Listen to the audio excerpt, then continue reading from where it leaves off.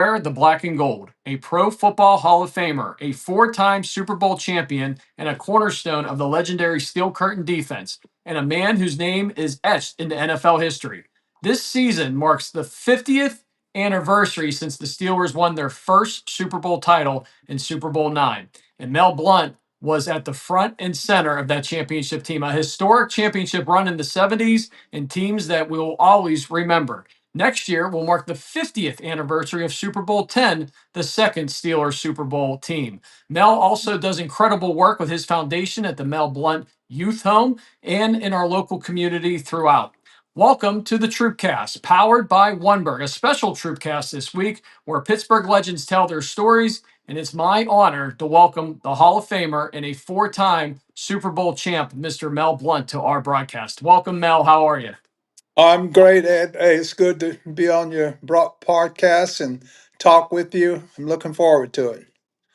Mel, we've met a few times over the last year or so at some different nonprofit events. It's been great to always talk to you and have an opportunity to talk about your playing history, but also some of the great stuff that you're doing with your foundation. And we know you have an upcoming golf outing here at the end of August, on August 25th, at the Southpointe Country Club in Washington County that we'll talk about here in just a little bit. But let's first start with the Super Bowl championship, your very first one, Super Bowl IX. It was the first of four Super Bowl titles, and this year marks 50 years since you guys won that first Super Bowl IX title. Won't you talk a little bit about that team?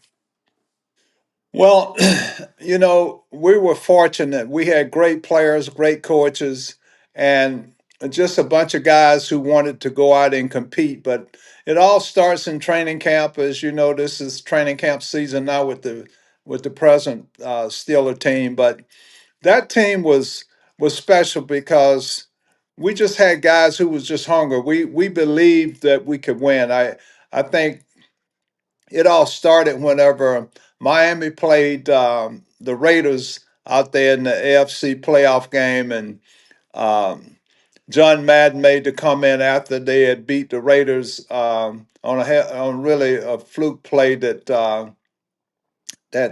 Stabler threw in the end zone, and it was caught by the running back. I can't recall his name right away, but anyway, Madden after that game said the two best teams in the NFL has already played each other, and almost like they was just kind of overlooking us. So we went out there to Oakland, beat the Raiders, and that put us in the Super Bowl game in New Orleans against the Minnesota Vikings.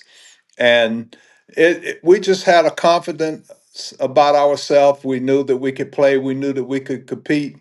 And we saw it in 1973 because we had been in the playoffs in 1972, and that was the year that the Dolphins had the perfect season. Well, they came to Pittsburgh and beat us in December, and the temperature was in the 60s.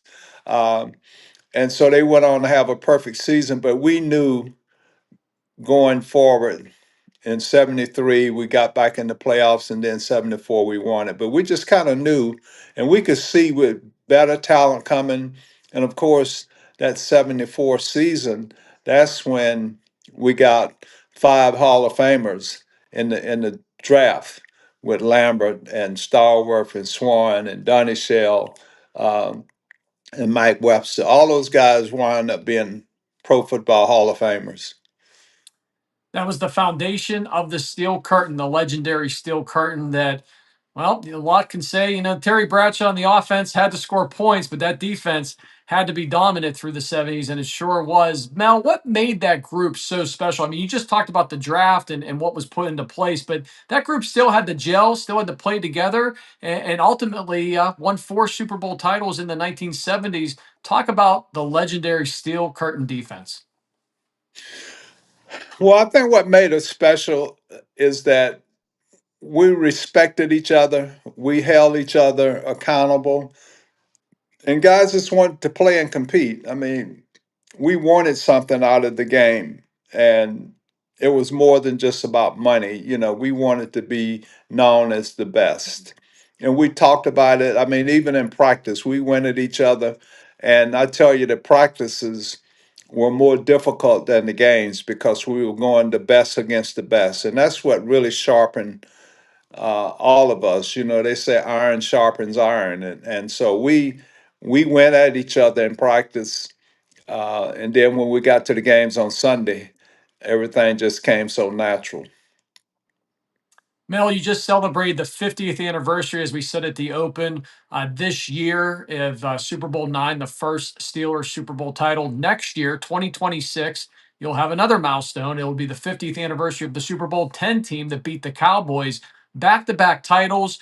In today's NFL, it's very hard to go back to back. And now, of course, we can talk about free agency and a lot of things are different. But in any sport, at any time, winning back to back titles is not easy. You guys did it twice in the 70s. Talk about that, coming back the following season after you win your first Super Bowl title and repeating as champs in 1976. Well, 50 years, man, you look back and you can't believe how fast time has gone. You even say, man, where did the time go? And it also reminds us that we're getting old. I didn't say that now. But it's a good thing.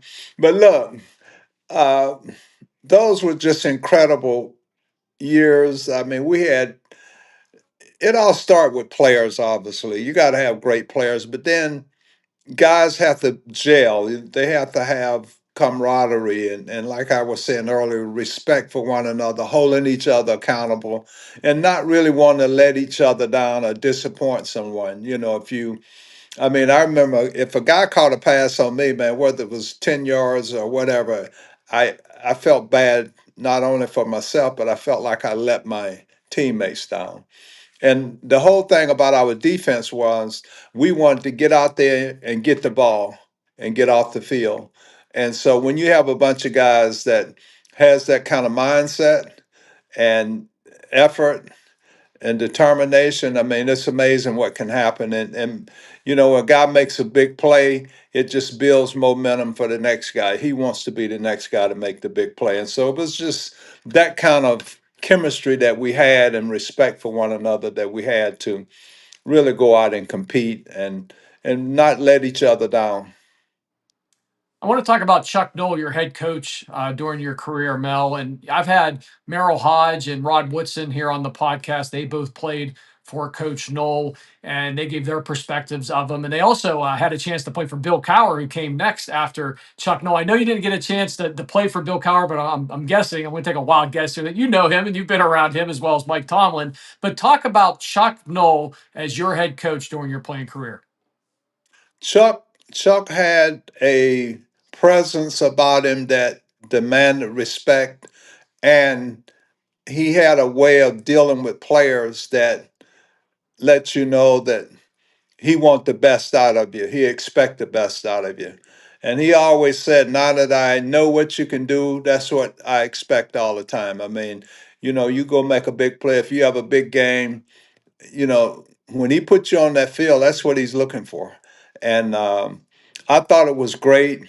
You know, he was kind of guy that he kind of kept everybody at arm's length. And you know, when he said something, everybody listened. And when he came in the room, his presence was felt. I mean, he was just a great leader, in my opinion. And I thought that he obviously was the beginning of the transition from the 60s Steelers into the 70s because, you know, when he came in 1969, they won one game. And then 1970, 69, he drafted Joe Green. In 1970, he drafted Bradshaw, myself, and a wide receiver named Ron Shanklin. So he knew what kind of talent he was looking for. He knew what kind of players he was looking for, and that scouting department did a great job going out finding players to fit his system and to fit the kind of character that he was looking for. We're talking to Mel Blount here on the TroupCast, powered by oneBURGH. Glad you could join us on our Facebook channel, YouTube channel, or maybe you're listening back on Spotify. Mel Blount, the four-time Super Bowl winner, member of every all NFL team, all decade teams, the 75th anniversary teams, 100th. Mel, you'll be on those lists for many years to come. The Hall of Famer joining us, and I want to talk about your foundation, some of the great work that the Mel Blount Foundation, the Mel Blount Youth Home has done here in the community. Let's start with this, Mel. Won't you tell us about what the youth home does and what you guys are trying to do out there to make an impact here locally? Well, in 1989, I came out to Washington County and found a piece of property and start building a facility where we could house young people, in particular young boys and men, and make men out of them. And so that was in 1989. So we did that from 1989 to 2014. And one thing I realized in between that time span was that the system that's in place right now is broken.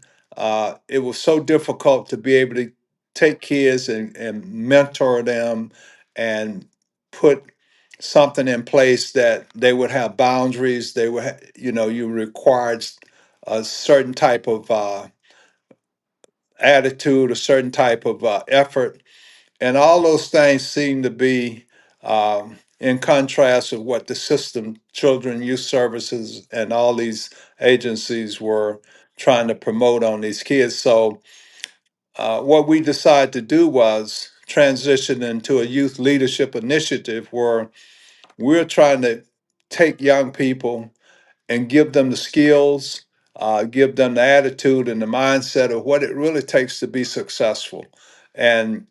And so we start giving out scholarships. We do all kind of mentoring programs. We have kids coming out. We have fitness trails, ropes courses, horseback riding, leadership seminars. We're just trying to give kids the tools that they need to be successful in life. And I don't care what profession you go into, it all starts with self discipline. You have to be disciplined in your studies as a student, you have to be disciplined in the things that you allow to come into your life. In other words, you can't be out in the street smoking pot. Uh, Gang banging. So all these things that these kids have to deal with, we try to address them and give them the tools to work through those issues and to stay focused on the goals that they have in life. The foundation, Mel, you mentioned that property in Washington County, beautiful. I was out there, for your rookie day with Steeler rookies, a tradition that you guys have done year after year, where you bring in the rookie class, and they come out to talk to a lot of the folks in the community, a lot of the kids you're working with, and people in and around. The foundation can do so much, and you guys have done so much over the years. How can people get involved, Mel, if they want to, or help you, or even if it's just simply a donation? We'll put the website up here on the podcast and here on oneBURGH, so folks can check it out. But is there any way else they can get involved, even if they want to get involved from a standpoint where they want to help the youth that you're helping? Yeah, let me just talk a minute about the still a rookie day and why we Yes, do please. things. You got a lot of these young kids, they're involved in athletics. It don't have to be football, but what we think and what we found to be so effective is that when kids can be around other people who are successful, whether it's in business or athletics or whatever it is in life they're doing, it's an inspiration. It gives them hope. It gives them something to look at and say, well, you know what? I can be like that, or I can do that. So the whole thing behind Still a Rookie Day is that, we try to invite football teams and kids who are involved in sports to come out so they can actually see and talk and listen to these kids, listen to these players and what their journey was like and how they overcame this and what they had to do to get to where they are and be a draft pick or be a potential pro football player. And so that's the whole thing about Still a Rookie Day and the fact that these kids, they love the Steelers. This is still a country, so it's a good thing there. Now, how people can help. And we got volunteers. You can go if you want to be a volunteer. If you want to be someone who contributes to our programs financially, you can find all that information on our website. But we're kicking off a capital campaign now so that we can build um, a facility where we're doing the equine youth leadership. The initiative is doing the girls equestrian program, therapeutic riding, and we're really excited about that because we had a group of girls, 25 girls from inner city, man, and they get around these animals and they find out that these animals are just big pets, and you get a chance to ride them and pet them and groom them. Uh, it's therapeutic and it really gives kids hope. And so that's the whole thing. That we're just trying to give kids the tools that they would need to be successful in life and give them hope and let them know that people want to help and they want to see them be successful because there's no reason that any person who has the desire to put forth the effort to work and the determination to succeed, that they should fall short of any goals that they set in life. So that's what we're about. What a great cause. What a great organization to be a part of. And again, we will share those links here on our podcast and here on oneBURGH for folks to check out if they want to get involved or give towards the Mel Blount Youth Home and his foundation. Mel, you have a golf outing coming up at the end of August, August 25th at the Southpointe Country Club. Will there be any former Steelers or anyone else there that we would know? Oh yeah, we're excited. This is the first year that we are doing the golf outing here in Washington County at South Point Country Club, and we have a whole list of players from Ben Roethlisberger to Jerome Bettis to Joey Porter, just some of your more modern day players. And of course, we got John Banaszak. Uh, there will be players there, and what we're doing is trying to raise money to help us continue to operate our programs and provide programs for kids. So we're looking to actually build a a program, uh, some kind of fundraising program here in Washington County, and get more corporate Washington involved with what we're doing and gain that support. So South Point's a good spot. There's a lot of corporate headquarters out there, and we're looking forward to see how this all play out and actually build something like we did with our dinner. It has grown to be probably the number one dinner in Allegheny County. We want this to be the number one fundraiser and event in Washington County.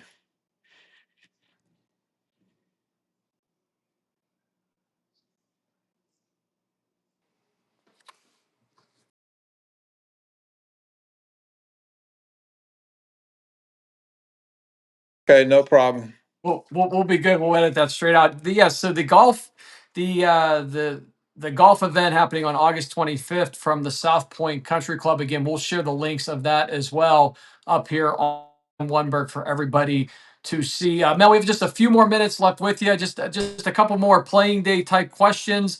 Uh, you were one of the most physical defensive backs to ever play the game. You actually changed some of the rules. That's how good you are playing defensive back during your playing days. That style that reshaped the NFL, your legacy that went away, that went with that. Talk a little bit about that and how you felt back then and all the stuff you did from a player standpoint. Well, I think I get credit for that, but the reality of it is that that whole Steeler defense, we were pretty potent, and they took the head slap out the game because of Right. LC and Joe Green, and they changed the bump and run rules because of me and named it the Mel Blount rule. And what it did, it actually opened up the offense. I mean, guys like Swan and Starworth and Bradshaw. I mean, those guys just in 1978, Bradshaw started airing the ball out, just throwing it. Swan and Starworth became big time dangerous threats. And so the rule didn't just affect what we did on defense, it opened up things on offense. And it really highlighted Bradshaw's. Um, powerful arm and Swan and Stallworth's route running and skill set. So it really turned out to be a good thing, especially on offense. It made it a little bit more difficult for defensive backs, but before that rule changed, I mean, you could jam receivers all the way down the field, and that's what I used to do. As long as the ball wasn't in the air, and our